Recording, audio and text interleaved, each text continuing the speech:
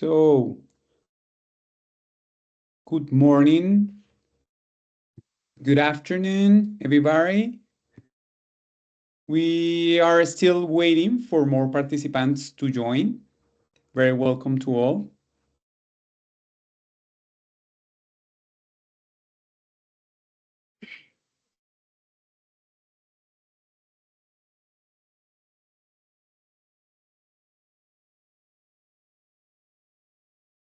So, yeah, we're still waiting a little bit more people to join.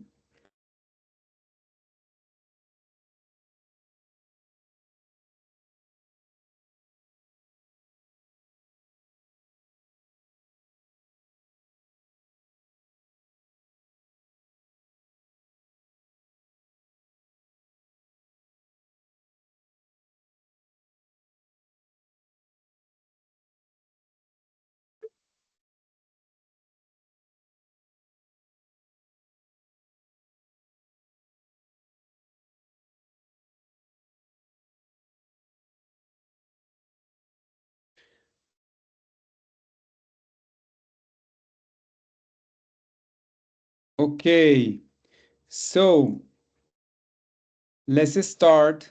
Thank you and welcome all for joining us in this webinar on lessons learned and recommendation for strengthening waste management public policy strategies in the Sub-Saharan Africa.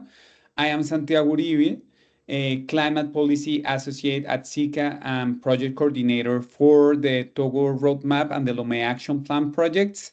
And today we will delve into the crucial role that public policy strategies documents play in providing actionable pathways for reducing reducing house gas and short-lived climate pollutants emissions in the solid waste management sector. This will also offer key lessons learned and recommendation for countries facing similar waste management climate challenges in the Sub-Saharan Africa and beyond.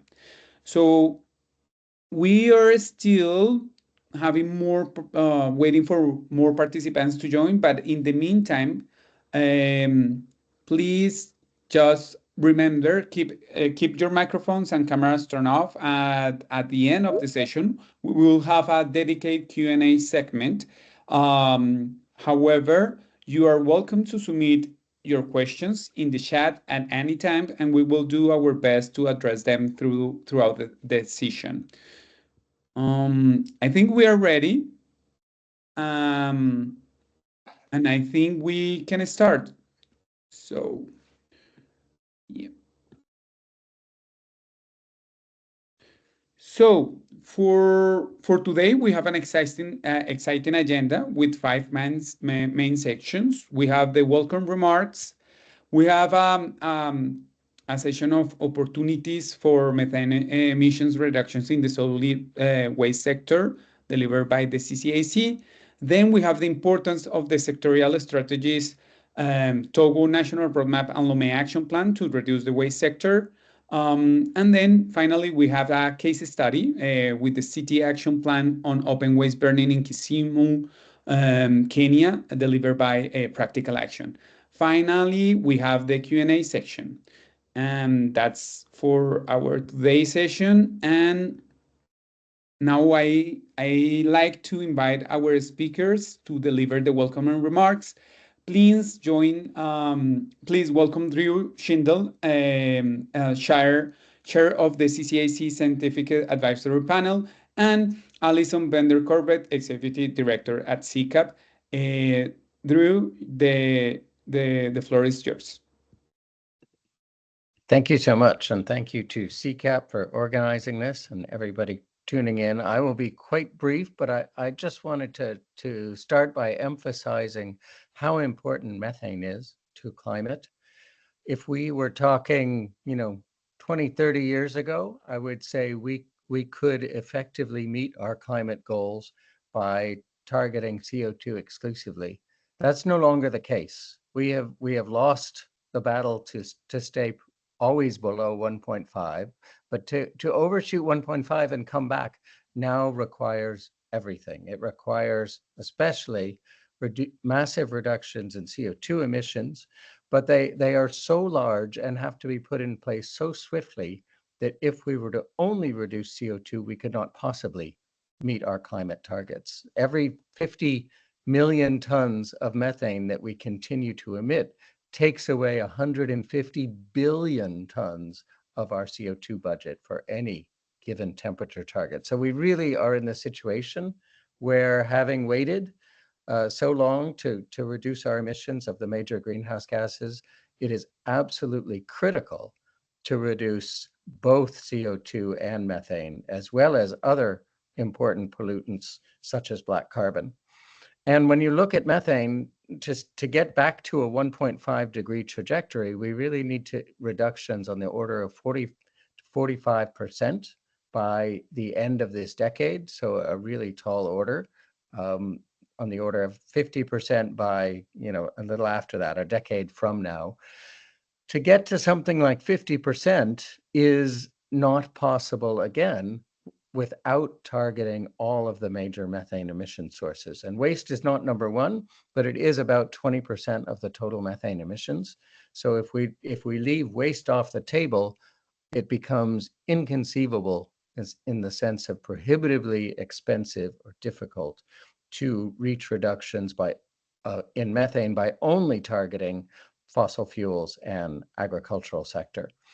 So targeting waste becomes extremely important. It's also really useful to keep in mind that many of the methane reductions that are achievable with current technology and practices in the waste sector either pay for themselves or, and sometimes both, produce useful products like diverting organics from waste in landfills in the first place can provide compost. Reducing burning of waste, both agricultural waste and municipal waste, can reduce both methane and black carbon, which is a major contribution to air pollution.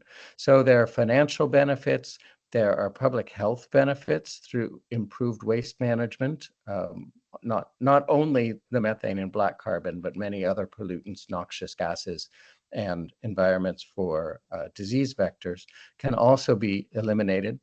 So there are multiple benefits, even aside from the climate benefits, of tackling waste in more sensible and environmentally friendly and sustainable manner. But not least are these climate benefits, which are truly vital. So CCAC and many others interested in reducing methane, including the Global Methane Pledge partnership of more than 150 countries, are very eager to see active work in the waste sector. And so we're very pleased that CCAP is holding this webinar, and I look forward to listening in on the rest of it. Thank you very much. Thank you, Drill. Alison, the floor is yours. Perfect. Thank you so much, Santi, and thank you so much, Drew, for that really helpful context. And if I may just build on it a little bit, the waste sector in particular plays a central role in addressing the climate challenges worldwide. Waste contributes to about 18% of anthropogenic methane emissions, with municipal solid waste alone accounting for 11%. Methane emissions are not just a climate issue, but an opportunity. Reducing these emissions is one of the fastest and most impactful ways to combat global warming. In Sub-Saharan Africa, the challenges are particularly significant. Waste generation is expected to triple by 2050 due to rapid urbanization, population growth, and economic development. Organic waste constitutes 40% of the waste stream, almost half, yet open dumping remains a dominant practice, with 69% of waste left untreated. This underscores the urgent need for robust, evidence-based public policy strategies to manage waste sustainably and reduce greenhouse gas emissions. Today's session will focus on the lessons learned from the Lomé and National Actions in Togo projects, particularly the National Roadmap and the Lomé Action Plan. These initiatives have paved actionable pathways for reducing GHG and SLCP emissions in the solid waste sector, while addressing broader development goals. We will also hear insights from another Sub-Saharan African initiative, gaining valuable perspective on how regional challenges are being addressed through innovative policies and practices. This webinar is not just about knowledge sharing, it's also about equipping you, the policymakers, practitioners, and stakeholders with the tools and strategies needed to strengthen waste management systems and enhance public policies across the region. I encourage you to engage actively, ask questions, and exchange ideas during the Q&A session. Together, we can drive meaningful progress, ensuring that waste management systems not only support climate goals, but also contribute to sustainable development for communities across Sub-Saharan Africa. I would also like to take the opportunity to express my gratitude to the CCAC. They are the driving force behind this inspiring initiative. Their unwavering commitment to identifying critical needs and bringing together key stakeholders across different regions of the world is instrumental in advancing our shared mission of combating climate change and building a sustainable future. So thank you for joining us today. Let's make this a productive and inspiring session. Thank you, Alison, and thank you, Drew, for your insightful remarks. Now, let's move on to our next session. Please join me in welcoming Camille Tajon, Program Manager at CCAC. Camille, the floor is yours. Thank you very much, Santiago. So indeed, my name is Camille, Project Manager for the Waste Portfolio at the CCAC. And maybe just to remind you that the CCAC is a UNEP-convened initiative that was created in 2012. And we are a global voluntary partnership of committed countries and organizations, all dedicated to addressing short-lived climate pollutants, so SLCPs. And both Drew and Alison already gave you an overview of what they are and how important it is. So we'll try not to repeat too much, but just to reiterate that because SLCPs are some of the most powerful climate forcers and responsible for half of global temperature rise, they also pose several risks to human health, ecosystem, and food security. And as you said, one of the key sectors contributing to SLCP emission is solid waste, as this sector is a major source of methane and black carbon, who are the most harmful pollutants driving climate change.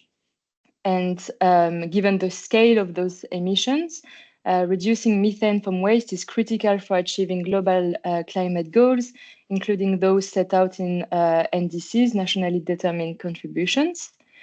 So this brings me to why tackling methane in the waste sector is critical for achieving global climate goals. Well, because reducing methane emissions from waste is one of the fastest and most effective ways to slow global warming in the near term. And many countries have already included waste sector actions in their NDCs, but really the challenge is the implementation. This is why the collaboration is key between governments, cities, the private sectors, but also NGOs and international initiatives who all have a role to play in turning those commitments into action. So this is really by working together that we can accelerate progress and make a real impact. And this is why at the CCAC, we serve as the first point of contact for countries looking to reduce their non-CO2 greenhouse gas emission, including methane from waste. And our primary approach to funding and supporting action is through a call for transformative proposal from non-state actors, such as NGOs and research institutions, but also expressions of interest from governments leading to long-term projects that support both national planning and sectoral mitigation efforts. And this expression of interest from governments is actually currently ongoing, with discussions still happening until the end of February. So the new potential project opportunities will be published on our website shortly. And all our project supports aim to advance waste sector methane reduction through improved waste management practices, landfill gas capture, and alternative to open burning, for example. And all the projects being presented today in this webinar are direct results of this work. So they really showcase how countries and cities are moving from commitment to action in methane reduction. So I really look forward to this discussion and to hearing more about the exciting projects being presented today. And if you have any questions or would like to learn more about the CCA's work, I would be happy to connect later. Thank you, Santiago. Thank you, Camille. That was very good. So now I have the pleasure to introduce my team, the dedicated professionals behind the successful of these two remarkable projects that I coordinate. Please welcome Lucien Jopa, Waste Strategy Consultant for Francophone Africa at CCAP, and Julian Andrade, Research Associate at CCAP. They will present the importance of sectorial strategies, Togo's national roadmap, and the Lomé action plan to reduce waste sector emissions. And yeah, let's dive into this session. And the floor is yours, Lucien. Yeah, thank you very much, Santiago. Next slide. So in this section, before we start, I'm going to share with you an overview of the solid waste management landscape in the country and also at the municipality level in Lomé. And I will also dive you into the process that we follow to drafting both strategy. Next slide, please. As we see here, the country Togo has set an ambitious target, including methane and also within the large waste sectors. And particularly in the waste sector, they actually have like a very ambitious compared to other countries in the West Africa, including Benin, Ivory Coast, and also Senegal, including Cameroon in the West African country. Next slide, please. Togo is actually a small country with 8.4 million people. They generate a lot of waste, but most of them are organic, and collection rates are concerned as soon as open practice are also prevalent, with barely and even less activity in the waste valorization initiative, but more potential. Why some improvement have been observed in the capital city, Lomé, the situation is too critical in the rural areas where it often lacks any waste services. So Togo has some waste management challenge to overcome, but there is also a plenty of room to make this positive change. Next slide, please.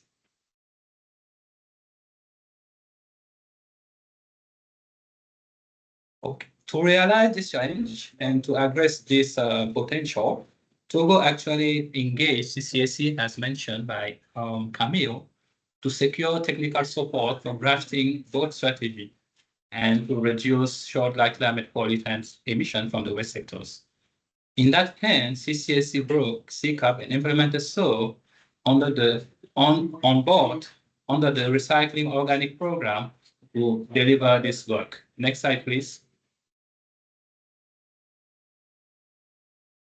This graphic actually shows you the four methodology that we follow to create synergy between the two projects, and it highlights the key milestone and the activities, including the capacity building, the in-person training sections to deliver to Togolese counterpart. This section addresses critical topics, including the emission reduction measurement, the MRV system, organic waste valorization initiative, open burning mitigation, and also fostering the public and private partnership. Next slide, please.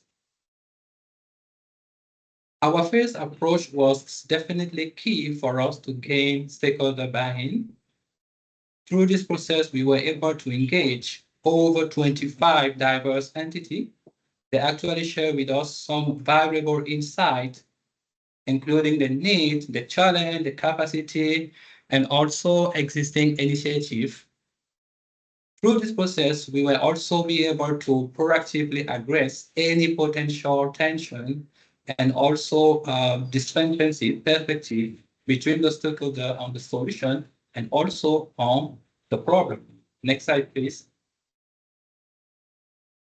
For instance, here you are you are seeing like some key point where we work together with the stakeholder to explore solution, identify priority action, and also begin to planning an ideal waste management system for Togo and its capital city, Lomé.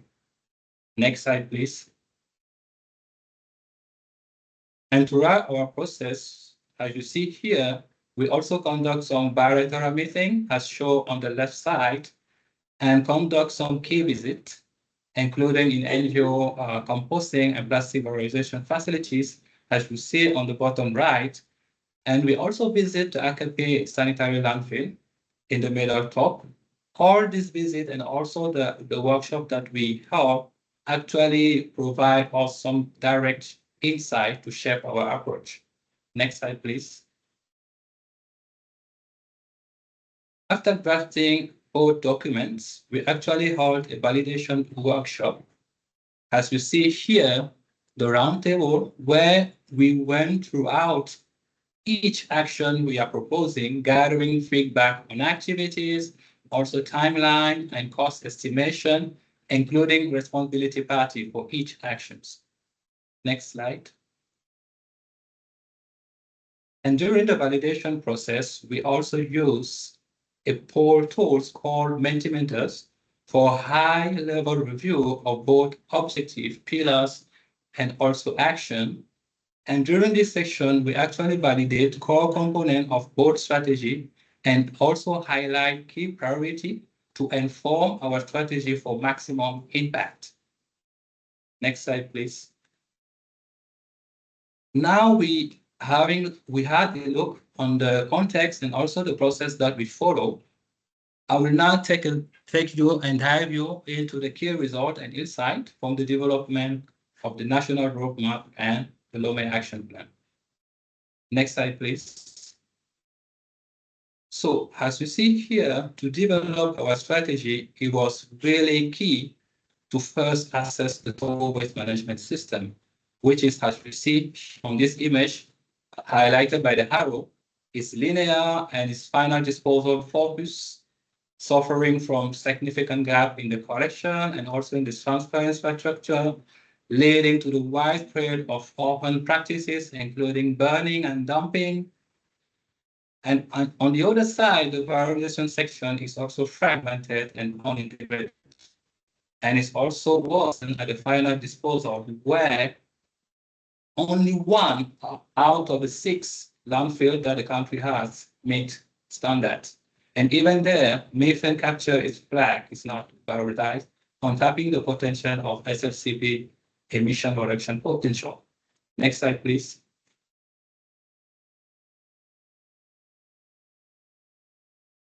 On this slide, as you just see, our goal is just to show you some example of challenges. On the top left image, you see the open dumping with scattered waste and informal scavenging. And on the right side of the image, we are showing like overflowing waste and poor managed intermediate dump site, highlighting the poor infrastructure and also the working conditions. In the center of the image, even if there's like a no dumping site, we visualize the enforcement challenges. So this visual actually demonstrates and evidence the fact that there is need to effective sustainable solution. Next slide, please.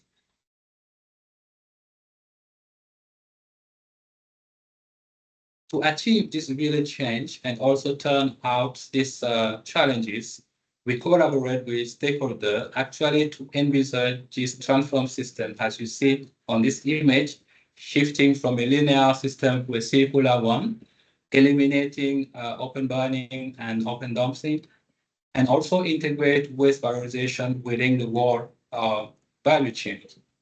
Even at the landfill, here with this system is to see gas be valorized and also goes beyond the environmental benefit to include circular economic impact for the broader societal benefits. This is a positive change that both strategy is driving. Next slide, please. And to realize this stage, we actually developed 5 aligned objectives consistent with the Togo short-term climate national plan, including its NDC. Each objective actually consists of one or two pillars of change, which is further detailed into 3 or 6 specific actions. The roadmap actually extends to go beyond, as I mentioned previously, by also aiming to improve the quality of life, stimulate local economy, and contribute to relevant SDG. Next slide, please. On this slide, we are actually trying to show you how each action is structured. We have lead and support entity, and also recommended short-term and long-term activities. Next slide, please. And furthermore, for each action, we also assign a timeline of up to 5 years, which is actually the implementation period for both strategy.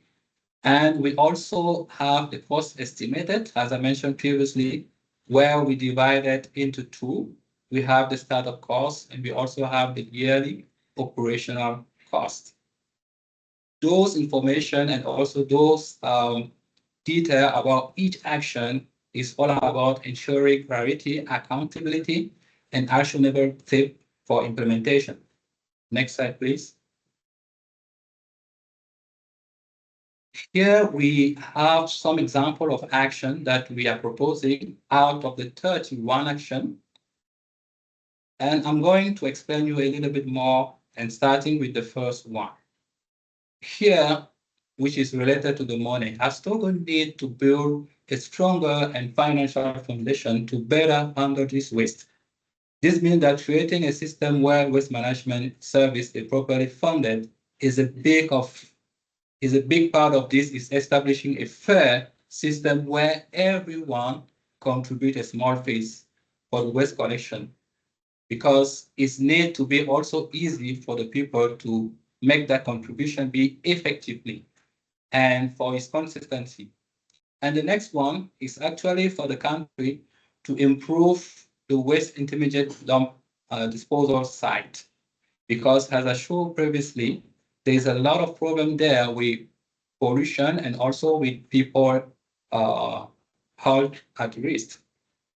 The country on the third image actually has to integrate the informal actors within the value chain, because having them on board will not only bring and also improve the livelihood, but we also make the whole waste management process more efficient.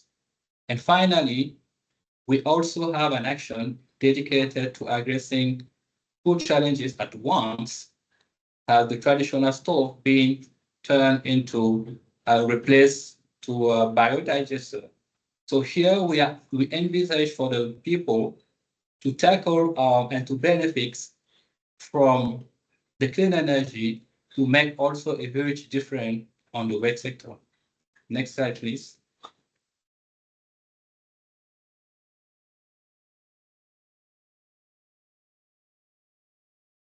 So finally, here you have a summary that combines all the 31 strategy action we proposed. So I understand that this image is like the table is large and it's not easy to read, but we just want to show you the glance on how we structure different actions. But all this information, you will be able to get access to them in a whole document, which is going to be published soon. And now I will hand over the floor to Julian, who is going to present the key result and insight from the local action plan, and also talk about the lesson we learned while putting together both strategy. So Julian, the floor is yours. Thank you very much, Lucien, and good morning to everyone. So now, after the presentation of the national roadmap, we will do a short overview of the action plan for the capital city of Lomé, or Greater Lomé, which is a complementary strategy to be implemented together with the national roadmap. So, just as at the national level in Togo, Greater Lomé has several shortcomings and challenges in the solid waste management system and in greenhouse gas mitigation.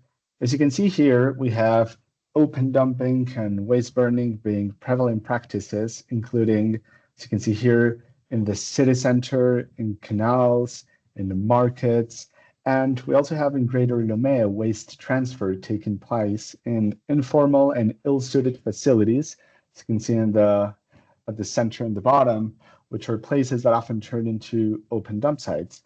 And as Lucien had briefly mentioned, the sanitary landfill in Greater Lomé, there is methane capture, but there is no valorization into energy. So there's a lot of untapped potential for the mitigation of greenhouse gas in this regard. Next slide, please. Likewise, the solid waste management system in Greater Lomé is primarily linear, centered on final disposal, has significant gaps in terms of waste collection, waste transfer infrastructure, and the operations. It has open dumping and waste burning all across the entire chain, from in the streets near the producers throughout the transfer sites. And valorization initiatives are fragmented, do not receive enough support, and are not properly integrated into the overall system. And again, while unlike the rest of the country, Greater Lomé does have a sanitary landfill, it lacks the valorization of the methane that's generated. Next slide, please. So as a result of the implementation of the action plan, just as for the national roadmap, we expect for the system in Greater Lomé to be transformed in line with the actions at the national level into a circular system where waste burning and open dumping have been addressed, where valorization efforts are fully embedded into the system, and are central pillars of economic, environmental, and social benefits. Next slide, please.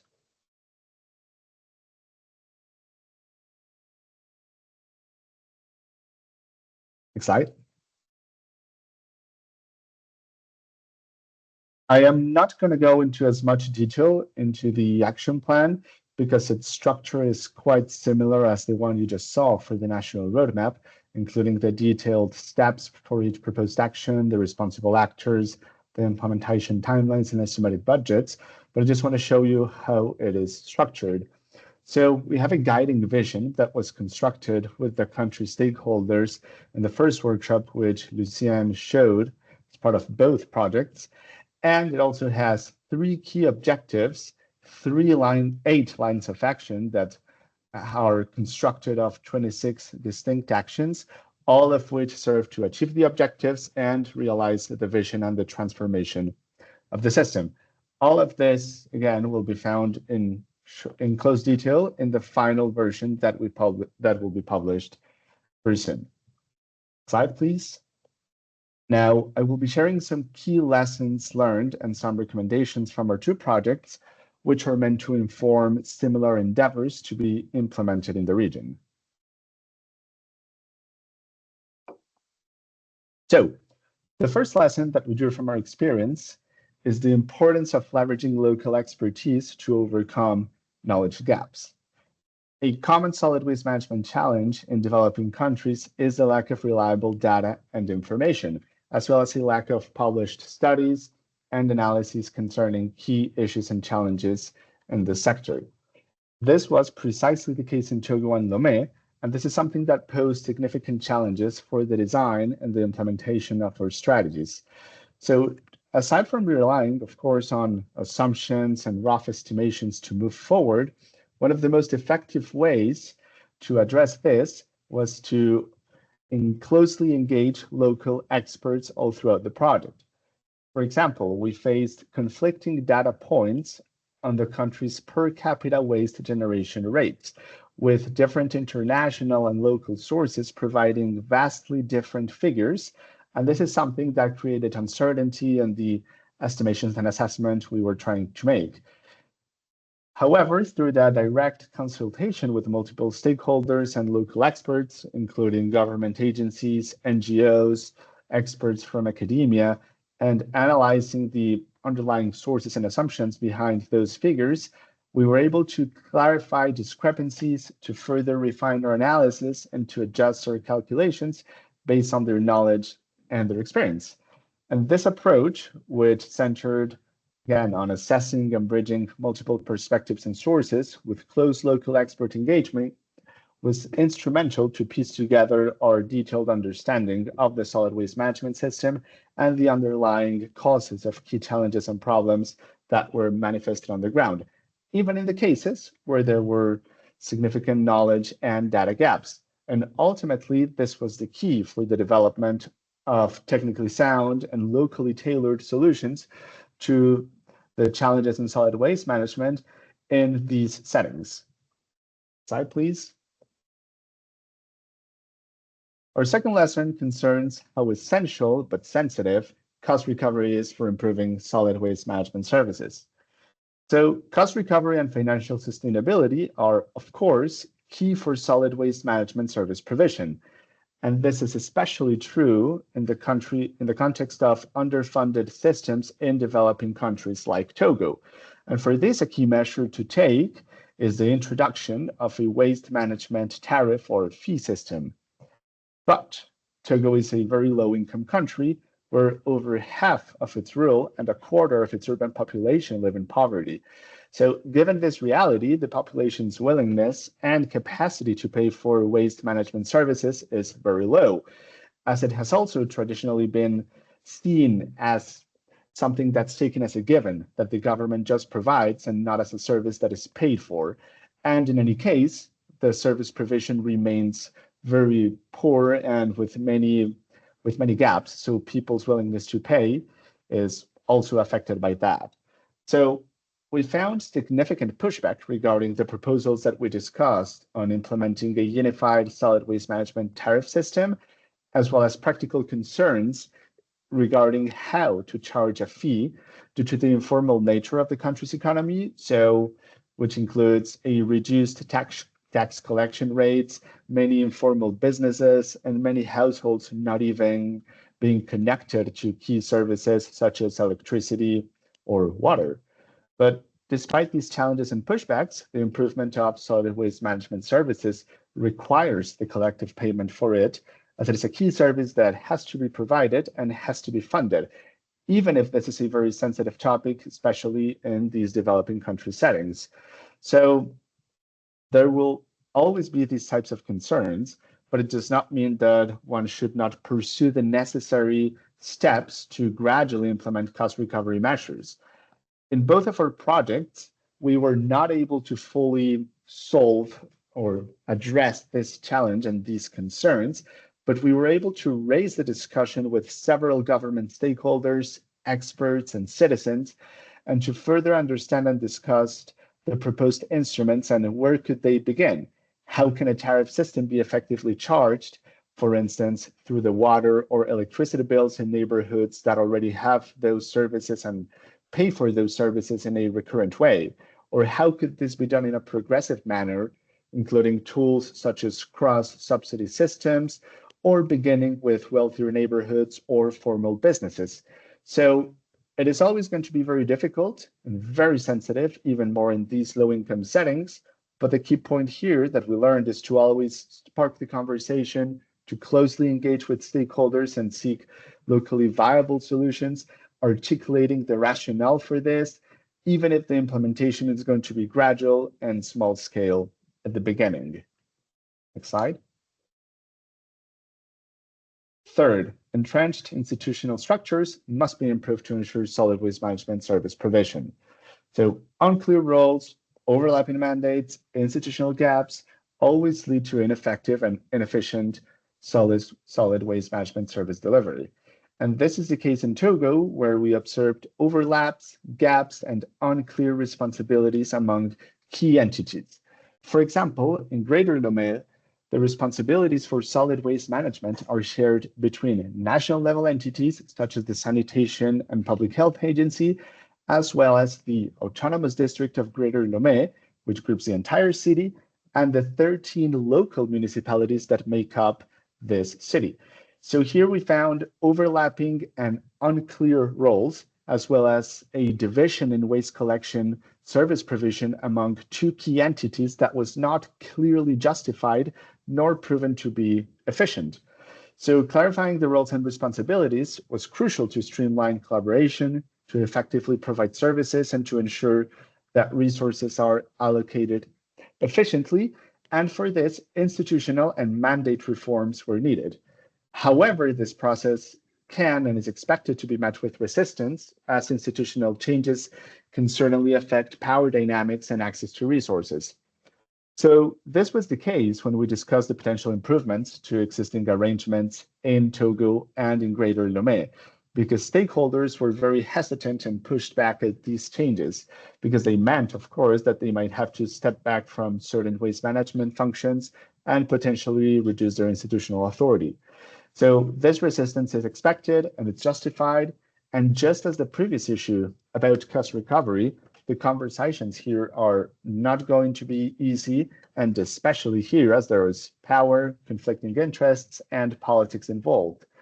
But again, it is key to engage the relevant stakeholders from the beginning to spark and move forward these conversations by articulating the need, the cost, justification, and the benefits of the proposed measures. And it will ultimately boil down to a matter of balancing between, on the one hand, what the most efficient and technically sound solution is, for instance, in this case, to allocate certain key responsibilities and resources for solid waste management under just one entity, and on the other hand, what is viable and feasible in an entrenched given political space, oftentimes resulting in less optimal solutions being the overall most feasible to implement in order to actually make improvements to the service provision. And lastly, increasing awareness is essential for reducing the prevalence of waste burning. Waste burning, as we have already seen with our previous speakers, is a critical solid waste management and greenhouse gas mitigation challenge. This is the case in Togo, where we found that in our analysis, a 30% reduction in waste burning, which is actually the country's target in its national SLCP mitigation plan, would result in 30% reduction of greenhouse gas emissions in the waste sector. So this would actually serve to fully meet the country's sectoral target. And as it's well known, waste burning produces harmful environmental and public health pollutants such as black carbon, so urgent action is certainly needed to address this issue. However, waste burning is not really seen in Togo as the critical issue that it is, as we found out. For instance, during our in-country workshops and stakeholder consultations, this was constantly flagged as a lower priority issue because it was understood to be not as a distinct issue to be addressed on its own, but as a symptom of other systemic failures, such as the lack of collection services. So, given the multiple systemic causes for this issue as we further assessed, in our proposed strategies for the country and the city, we took a multifaceted approach for this, including incentives and deterrents across various realms to address this, such as improvements in primary waste collection, so citizens do not have the immediate need to burn piles of uncollected waste, and increasing the monitoring and enforcement operations from the government agencies, especially via the strengthening of the country's existing public sanitation brigade, which is tasked with, among other things, enforcing the current ban on waste burning. And most importantly, our proposed strategies had a strong educational and awareness raising component, including public awareness raising campaigns and education in the school curricula to change all these perceptions and culturally ingrained practices around waste burning. This is one of the most important enabling actions, given how low the awareness and the understanding of this issue and its harmful impacts in the country is. And in particular, awareness raising is also a direct measure in which there is a clear opportunity for work by part of NGOs and international funders, because these are relatively low-cost activities with substantial potential as key enablers of other systemic changes and transformations to contribute to greenhouse gas mitigations in the sector and to improve air quality and public health. So many countries and cities are taking action to address this issue, which is the case of the city in Kisumu, Kenya as well. So we will shortly hear from our colleagues from Practical Action in the UK and Kenya, who will share their experience and insights in this endeavor. So before handing it over to them, I would just like to thank all of you for joining us today. And if you are interested in further learning about our work at the Recycle Organics program, please feel free to visit our site or to contact us. So thank you very much, and I will now give the floor to our colleagues, Lucy Stevens and her team from Practical Action. Thank you very much.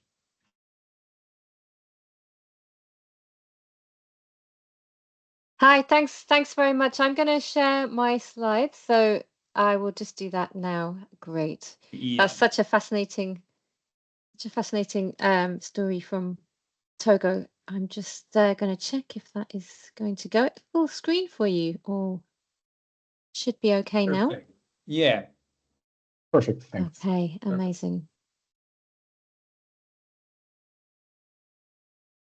Okay. Well, let me start by saying a big thank you. It's been fascinating to hear your insights from Togo, and we're actually very grateful to the CCAP,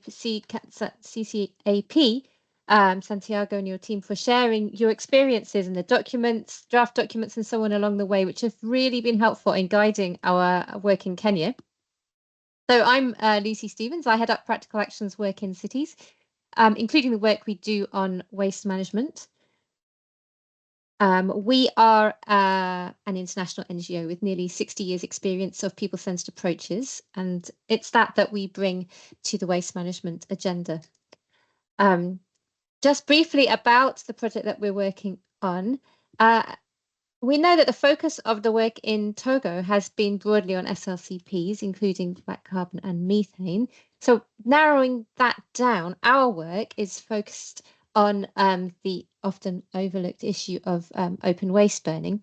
And it builds on a report that was published by the UN High-Level Champions on Climate Change and Engineering X in 2022, which spotlighted this issue, highlighting the severe impacts of open burning of waste, including its contributions to greenhouse gas emissions and pollution, and underlined that open burning and dumping of waste, as we've said, are the symptoms of a failed system and require holistic, and we would argue people-centered solutions. So to tackle this, a group of partners came together in a consortium, which is being funded by the CCAC, to tackle this issue with a project that started in April last year. It's a global project, and it aims to create the enabling conditions for eliminating open burning of waste through the development of regional roadmaps, Africa, Asia, Latin America, and the Caribbean, and city pilots in each of those places. So I'm going to briefly tell you a little bit about what's happening with the regional roadmap for Africa, and then hand over to colleagues in Kenya to talk about the city pilot. So just in terms of the regional roadmap, a first draft of that has now been produced after quite a broad process of information gathering, and a consultation process is underway. The regional roadmap is structured with sections on the methodology and then a recap of the situation of waste management in Africa and the financing flows. And then it sets out a broad theory of change, suggesting strategic interventions and the outcomes and impact they should aim to achieve. And finally, it provides principles and guidelines for creating city-level action plans. So in terms of the process, a consultation is currently underway around the Africa roadmap. The next steps will be an in-person workshop in April, and the final version will be ready by the end of May. And then it will be presented at this year's AMCEN meeting, the African Ministerial Conference on the Environment, which we think is likely in early July, and that will help build on a resolution that AMCEN made in 2022 on this issue. So the Africa roadmap is being spearheaded by Engineering X, and as part of that team, Professor Desta Mabratu, and they are keen to hear from countries that are interested in being part of the consultation, and also countries that might want to champion the issue with their counterparts elsewhere in Africa. So do get in touch if you would like to find out more about that. Engineering X also hosts a multi-stakeholder platform on eliminating open waste burning, which is open for members. So do get in touch about that. Now then, in parallel with development of the Africa roadmap, at Practical Action, we have been busy working in Kisumu, Kenya, both on a city-level action plan and on implementation of some pilot activities in a behaviour change campaign. This work is informed by the regional roadmap, and in turn, our learning in terms of how that's been going and the insights will feed back into the roadmap. So I'm now going to hand you over to my colleagues who are there in their evening, already at the end of their day in Kenya, Joel Ombok and Janet Okach, who are leading this work from Practical Action in Kenya. Thank you, Lucy. Welcome to Kisumu. I'm Joel Ombok, and I lead our waste management work in the city of Kisumu. Kisumu is the third largest city in Kenya, located on the shores of Lake Victoria, with a population of approximately 585,000 people. The economy is not very strong as elsewhere in the country, and there's a lot of poverty in the city. The city has been supported on waste management by various agencies, and useful pieces of data collection were already in place when we started this project, including most of the data needed for completing the Waste-Wise Cities tool, which UN Habitat has now helped us to complete. Yeah, from the data, we know that the waste generated in Kisumu is about 272 tons per day, of which 50 tons, which is 18%, is collected. The rest is dumped or burned. And 50% of the households use waste collection service, but this is not always very reliable and not very comprehensive. There is an active growing informal waste economy in the city, involving at least 1,000 people and recovering at least 12% of the waste for recycling. Next slide. Open burning of waste is very common. It's very common in the city, and nearly half of the residents, around 47%, report burning at least some of their waste. And outside the home, waste is often burned in markets, in schools, in open skips, in institutions, and even at the final disposal site, which is poorly managed. We have spontaneous fires. So next slide. Yes. Yes, from, as you can see in the map, to map the open burning of waste, we used transect work methodology, and we realized that open burning of waste affects low-income neighborhoods. This shows that the low-income neighborhoods, around 300 incidents of burning per kilometer squared in a day. And this was far higher than in the high-income neighborhoods, where we had only 6 incidents per square kilometer in a day. So this shows that open burning affects mostly the low-income neighborhoods. So we got this from the data collected by the UN Habitat, as you can see in the picture shown there. And we carried out a range of consultations and focus group discussions to ensure that we understood all the perspectives of this.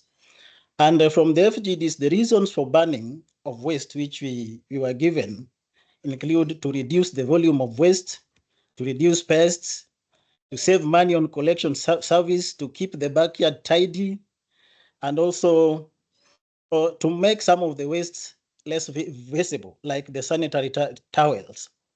And from the FGDs, we also realized that there's lack of awareness of the impacts and no enforcement of available laws to discourage the practice.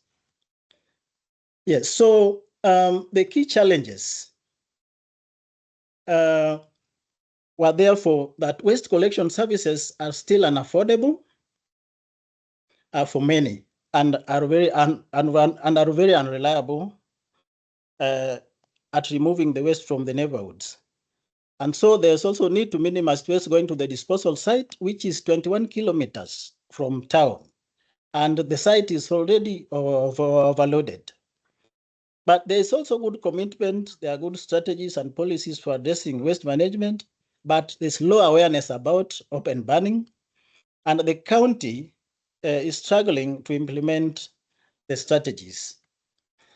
The implications for the city action plan is that the focus needs to be on improving the situation in low-income neighborhoods, which is home to 67% of the population and where the biggest volume of waste are dumped and burned.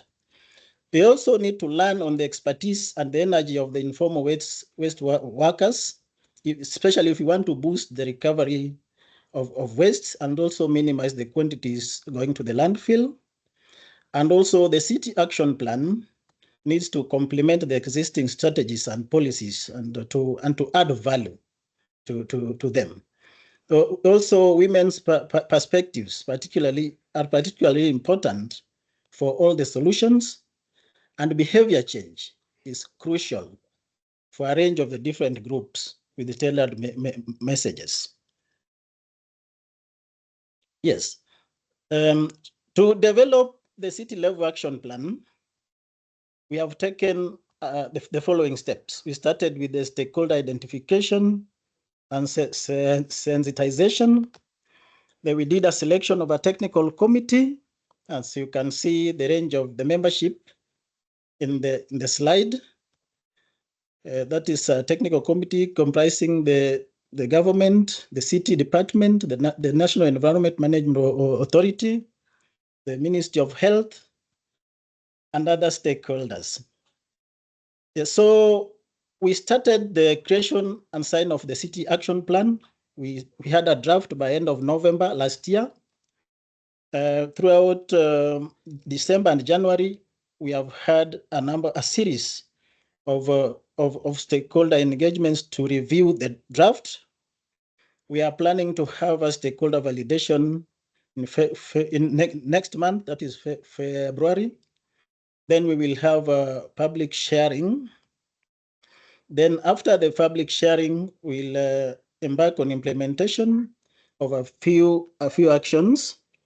Some of the actions can begin straight away. Others require larger investment and a longer term plan. So far, we have identified 6 priority areas that we want to embark on. That is promote waste segregation at source, waste collection and recycling, improving the working conditions and capacity of formal and informal waste businesses, reducing open burning of waste, engaging and empowering stakeholders, enhancing policy and regulatory frameworks, and also exploring innovative solutions. Yeah, there are some things that can be actioned quickly, such as partnering with schools, churches, community organizations for commitments to action on their own waste and to promote behavior change. But there are also some things that will require longer planning and bigger investments, such as further investments in community level mini MRFs, also investment in waste to biogas following pre-feasibility studies, which we did in 2023. So some of the actions will be done quickly, but some will take longer time to implement. Yeah, so my colleague Janet will take you through some of the pilot actions we have already implemented in Kisumu City. Thank you so much.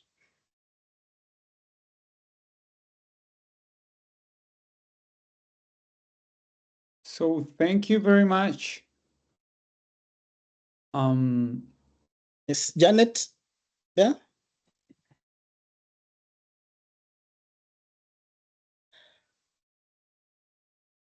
Perfect. We Yes. we were just going to see whether Janet should be able to talk us through a few of the issues. If she's struggling to connect, I can share if she's struggling to connect. Yeah. Yes, a few of the actions we have we have started to implement in the city. Yeah, we have launched two bins initiative, piloting this with around 200 households so far. Yeah, we have been running capacity building program with informal waste collectors groups, currently reaching around 250 people, with the intention to help them to professionalize the service. Yeah, we have also embarked on behavior change campaign. We know the issue of open burning of waste is not seen as a significant problem by the residents who are not aware of the very harmful substances released. Yeah, we first made sure that we had a good understanding of the various audiences we wanted to reach, the best channels to reach them, and the type of messages that we wanted to share. So based on that, we have been going beyond the usual posters or wall murals, particularly useful so far. We have been doing a series of talk shows on radio, that is Radio Namlolwe, to reach the population from within the city. We have done waste walks to demonstrate and to be visible about the issue. We have done a series of cleanup campaigns where the issue of open burning of waste have been discussed, and also engaging also these people to help us come up with the solutions. So we have piloted this, and the process is also still ongoing. Yes, so Lucy can come up with the wrap up. Okay, yeah. of So the just to, interventions. thank you, Joel. And I think Janet is with us, but has been not able to connect, or wasn't able to be linked to the speaker. That's fine. Thanks, Joel. So just to recap, project part. So within our global consortium, the different project partners are working to create regional roadmaps, and experiences on the ground, like this one in Kisumu, are being used to inform those roadmaps. And the roadmaps need to provide like a broad framework and principles to account for like wide variations in experiences on the ground, because while there are some similarities between what we've seen in Kisumu and what's happening in Togo, there are also quite a range, a number of differences. But so overall, we know there's a momentum towards a more circular economy future and job creation, seeing to be important in new types of waste legislation across the African continent. But on the other hand, we know that in Africa overall, the continent is the furthest behind in the proportion of waste that is managed in a controlled way. So there are some big transitions that are needed. The challenges are large and growing. But I think our insights from the process so far have been that, well, low-income neighborhoods have been left behind, and they are suffering the biggest impacts from dumping and burning of uncollected waste. There are gender impacts of that too. We need to find solutions that provide equitable access to the services that people need. A multi-stakeholder approach to creating a plan and taking actions is vital. There are low-hanging fruit here as well, with actions that can be taken now, while bigger projects might be, and the financing for that is developed. There are often many plans and strategies, but a lack of implementation. So for a city action plan to actually lead to change, it has to align with and add value to existing strategies, and go pick up on the momentum of things people can already do. It also needs to enable cities as well to identify how best to use their limited resources and where new investments would make the biggest difference. And as you've been doing in Togo, to think about where fees and other resources can come from. So I think we'll wrap up there. Thanks very much for the opportunity to share what we've been doing.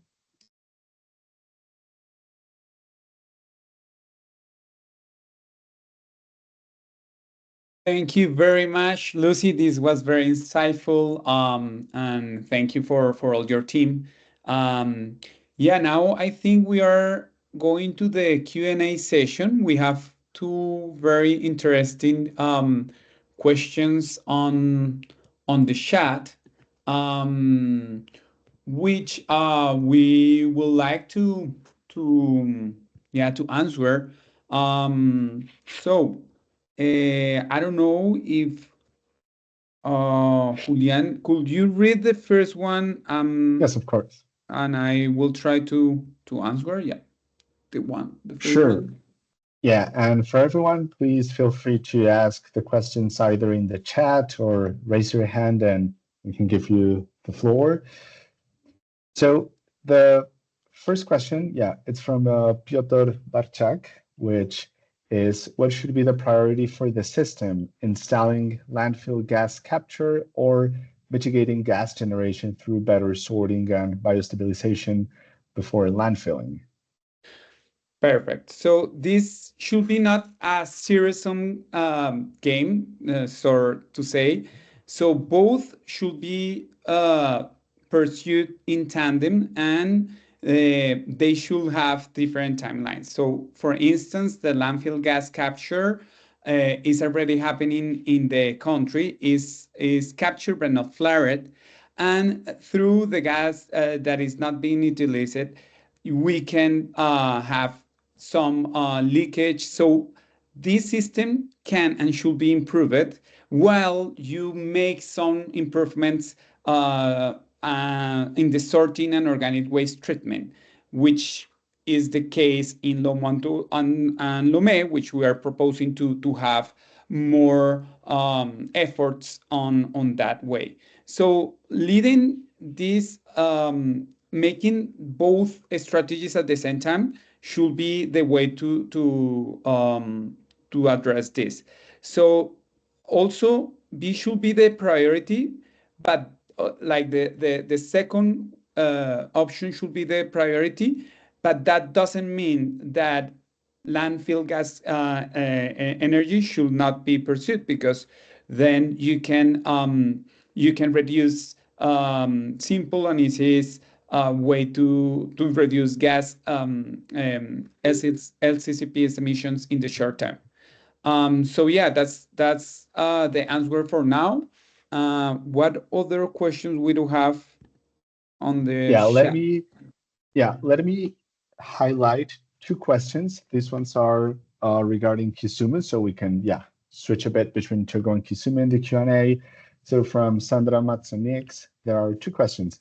Is there a correlation between the areas where the waste is being burned with the availability of waste collection in Kisumu? And the other one, again for Kisumu, will the work with the informal waste sector include reaching out to the private sector to get better prices for the materials recovered? Yeah, let me just very briefly answer the one about the different areas, and then Joel or Janet will jump in for answering the one about how we're connecting with the private sector. So the interesting thing about a connection between where waste is being burned and collection services, in the low income areas, there is a lower availability of waste collection services than in the middle income areas where there's higher waste collection services. But actually the levels of waste burning were relatively similar, because some of what happens in the middle income neighborhoods is that waste is collected but taken to a central point where it's burned there rather than being taken all the way to the landfill site. So what's needed is as well to address that issue, to make sure that there's more availability of recycled materials, and less needs to in fact go to the landfill. More can be reused rather than just dumped and burned, which is why it's been really important to try to promote separation of collection at source. So Joel, do jump in about the question about connections between informal sectors and the private sector. Thank you, Lucy. Yeah, in Kisumu, there's close connection between the informal waste workers and private sector. As practical action, we have been engaging very closely with private sector, like Kenya Producer Responsibility Organization, KEPRO.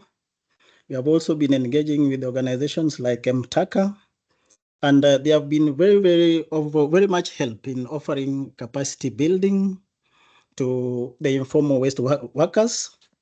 They are in terms of offering the trainings, in terms of offering the awareness, in terms of offering the data that can be used in making important decisions, in terms of also connecting them with the markets where they can sell the products, and also taking them through the waste to value chain so that they can have a proper understanding and also improve whatever they are doing. Yeah. So the private sector has been very, very, very important to the local waste workers. Thank you.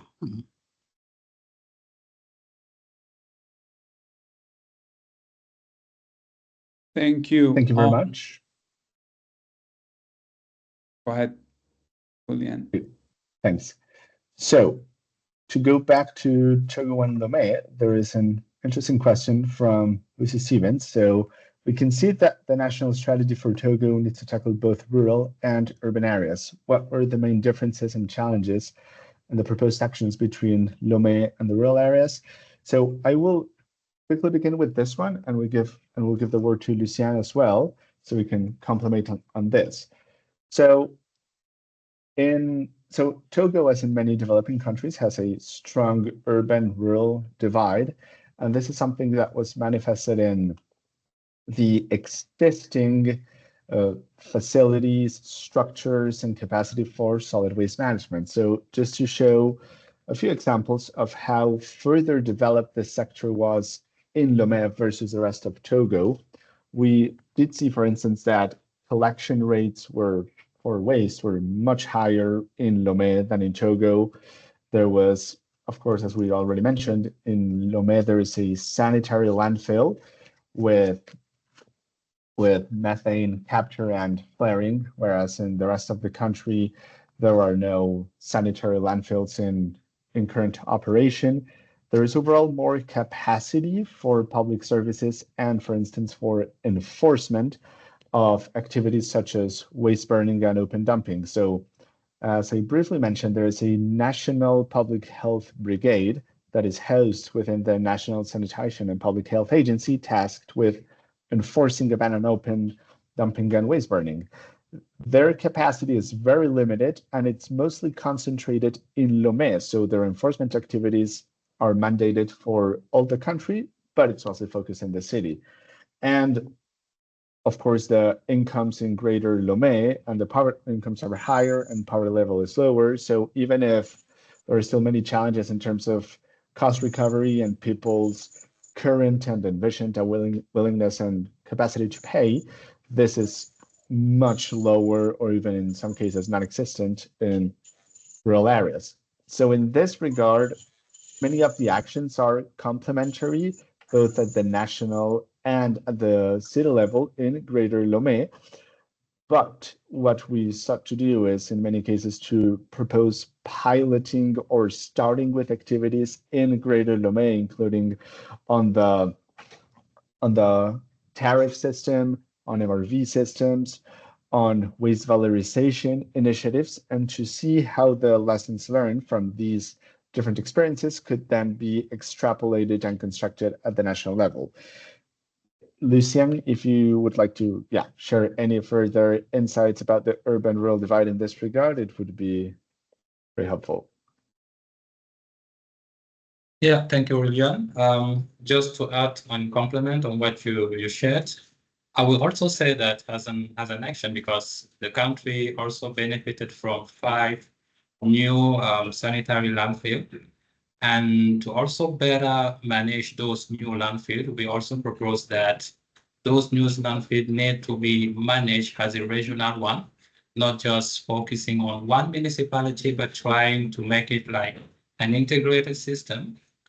And apart from that, we also want to tap in the opportunity to engage and also involve and seize the opportunity to reduce the amount of waste burning that are actually happening in the urban areas, in the rural areas, because most of the priority in the city is focusing on the urban areas, while the rural areas actually generated more than the half in terms of waste.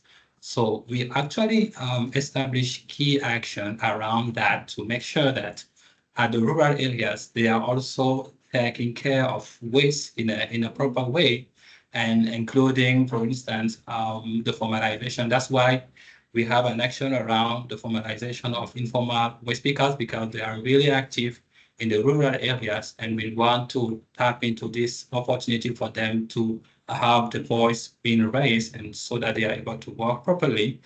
And we also want to capture on the opportunity to target both sectors, including the clean energy, and also seize the opportunity with the biogas system to change the mind, instead of using traditional stuff, using like a biodigester for clean energy, and also for a benefit from the people health and air quality.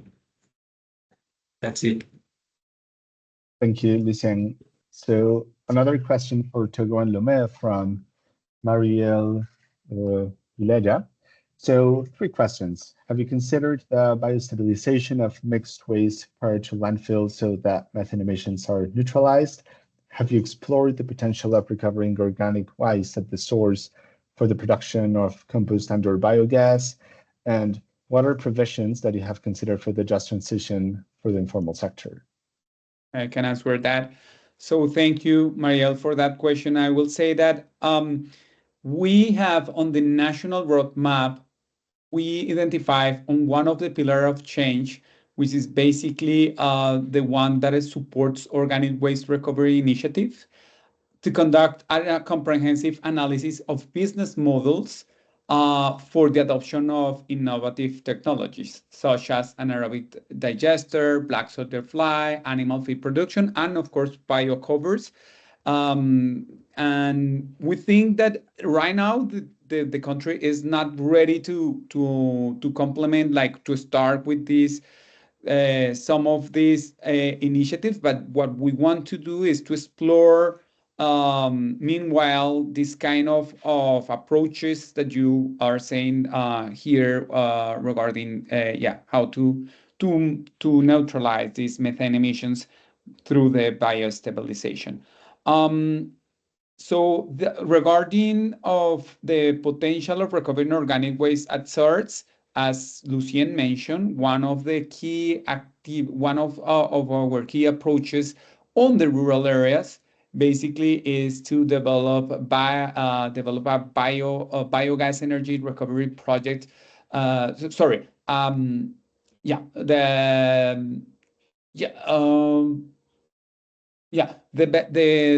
replace of a traditional cook on the rural areas by biodigesters, which is very important as this recovering organic waste at source. And also we are trying to implement some home composting programs at a different municipal level.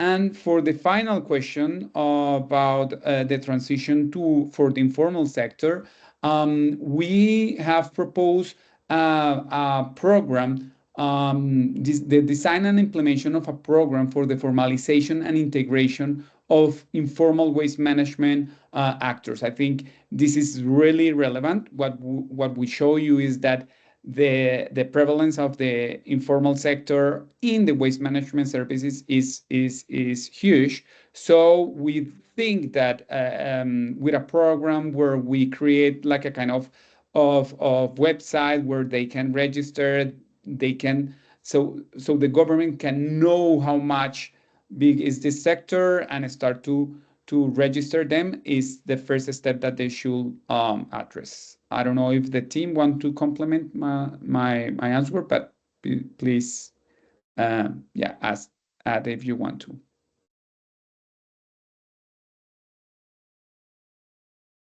Thank you, Santiago.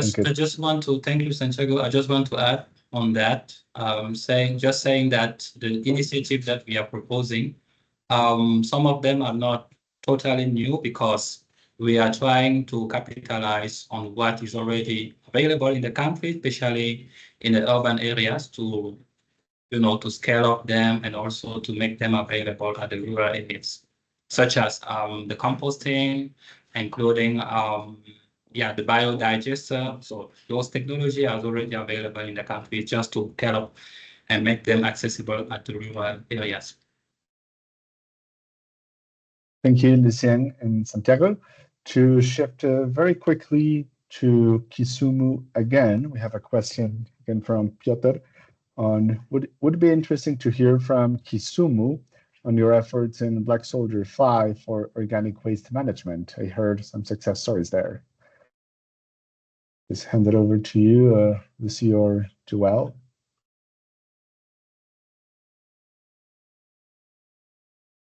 Go ahead, Joel.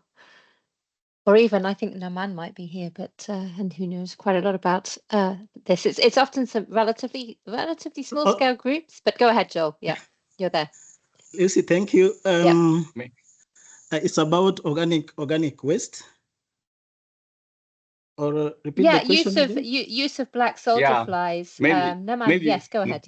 Yeah. Introduce Thank yourself. you, ladies and gentlemen. This is Naman from Kisumu, working with Practical Action. I would like to respond to that question on black soldier fly.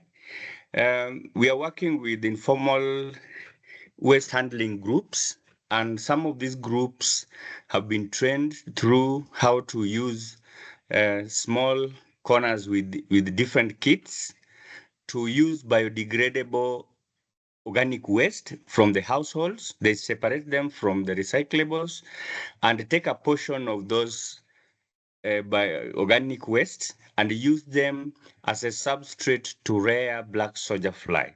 So the main reason why they are doing this is that they want to extract the organic manure from the organic biodegradable waste, and also multiply the number of black soldier fly to sell to those who are having fish ponds, those who are having pig farming, and also poultry. So this is taking effect, and it is gaining traction, because each and every group is trying to learn from each other so that they can multiply big volumes of they can collect big volume of black soldier fly to reach the market. The demand is a little bit coming higher. But I can say that organic waste collected from households are still huge, that they cannot have a bigger portion of the waste going into black soldier fly. But with the increase of numbers and people coming in to pick the technology, we hope that at some point they will be taking it up to maybe a quarter of the organic waste extracted to do that. Yeah, thank you.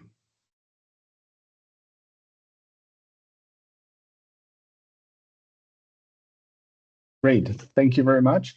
So we have some more minutes left and a few questions here. So there was first a question from Sandra Matzonix about if the industry and commerce pay a waste tariff.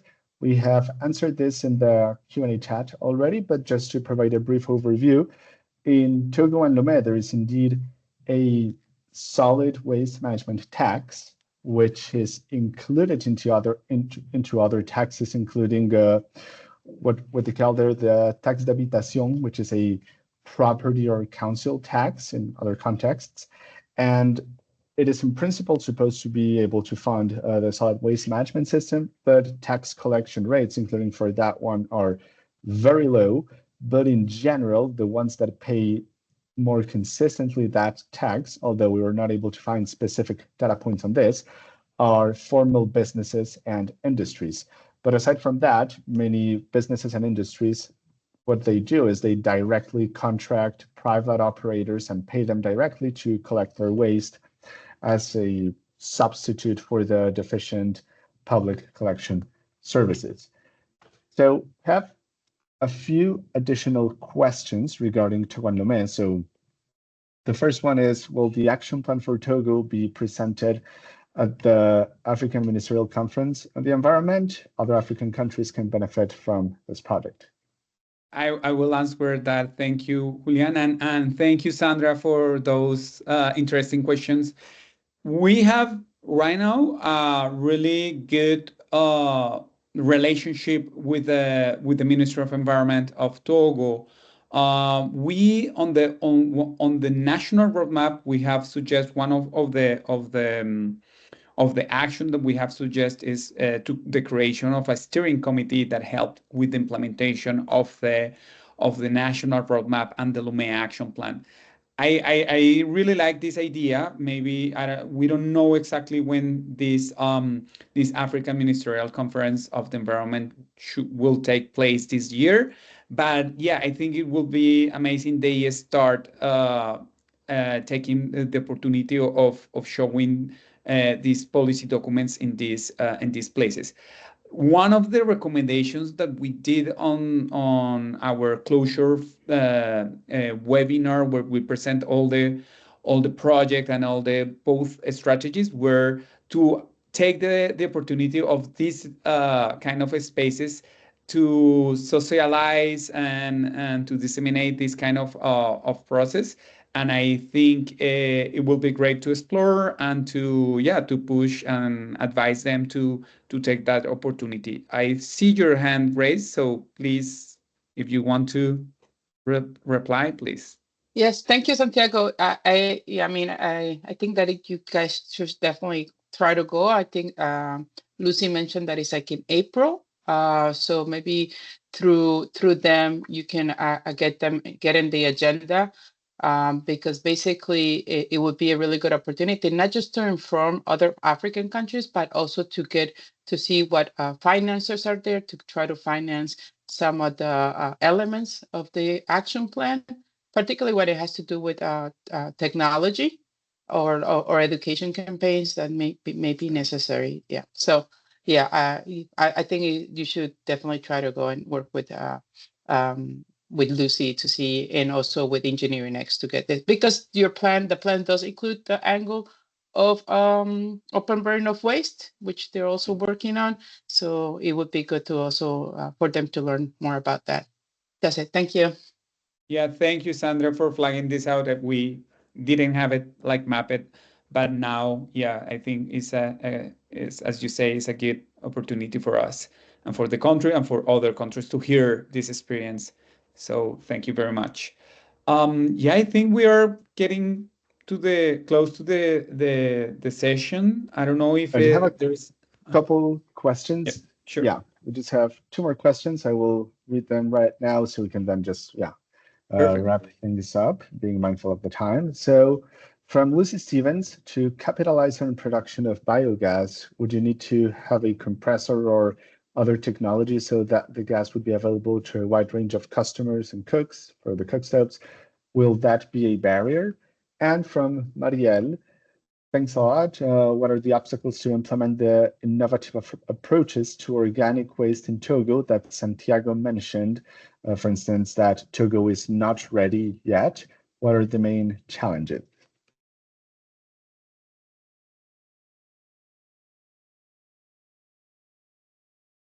Julian, could you repeat? I don't see the question. Sorry, I'm struggling, but could you repeat the last question?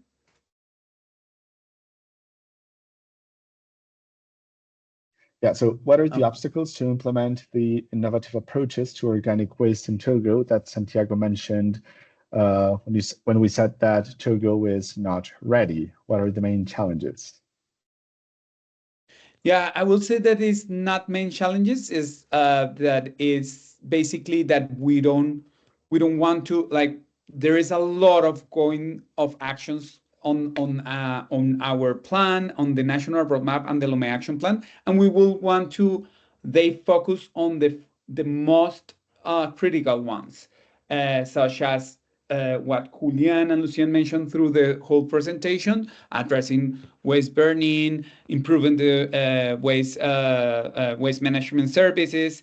So all of this should be addressed first, but also the main challenges is financing. So tech solutions such as biostabilizations can be sometimes quite expensive, and is just a matter to focus what are the critical issues, how they can start at the first, and how they can follow the strategies that we propose. What was the other questions, Julian? Yeah, the final question from Lucy Stevens. To capitalize on production of biogas, would you need to have a compressor or other technology so that the gas would be available to a wide range of customers? Will that be a barrier? Well, it depends of the scale of the intervention. So when you have a big intervention, of course, and you want to provide the biogas for a lot of a big community, well, you have more technified equipment. But if you, what we propose, for instance, at the rural areas with biodigesters, those are easy technologies that should not have, are not rocket science and are easy to implement, like also very low, like economical, and they can be implemented. So it always depends of the scale of the interventions. I don't know if someone of the team want to add.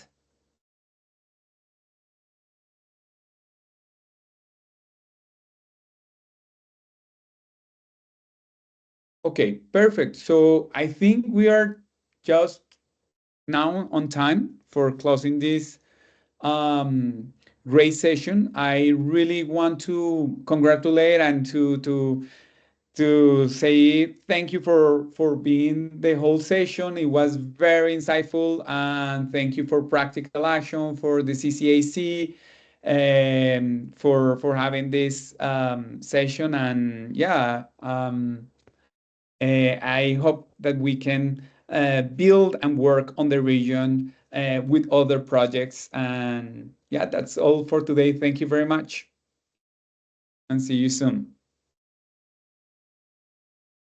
Thank you, Santiago, and thanks everybody for joining.